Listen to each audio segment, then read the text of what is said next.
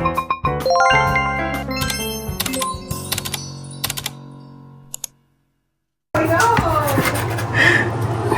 चाहिँ यो कानलाई चाहिँ यसरी काट्नुपर्छ फ्राई गर्नको लागि हैन। एकदम दामी हुन्छ फ्राई गर्दा चाहिँ यो चाहिँ।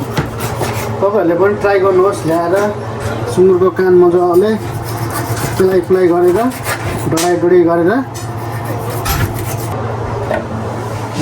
प्याज र धनिया काटिसकेका छौँ हामीले अचारको लागि। आज चाहिँ सुँगुरको कानमा यो मसला हाल्दैछु म, साजन गुवा। यो चाहिँ एकदम टेस्टी मसला हो, कलर मसला। यो म यहाँ हाल्दैछु, हेर्नुहोस् है, एकदम टेस्टी खालको मसला हुन्छ। यो चाहिँ red food colour specially good हुन्छ हैन। अरू केही हाल्नु पर्दैन।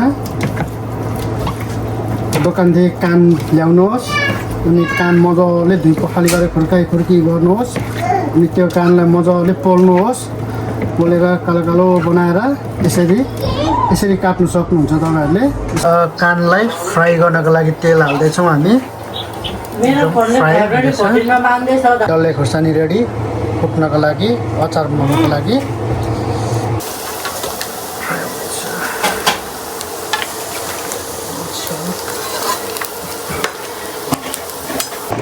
यो चाहिँ प्याज, खुर्सानी, धनिया अनि अचार खुर्सानी कुटेर, डल्ले खुर्सानी कुटेर अचार लाएर चाहिँ यसलाई स्पेसियल अन्तिमको चाहिँ रिजन यस्तो निस्केको छ है कानको।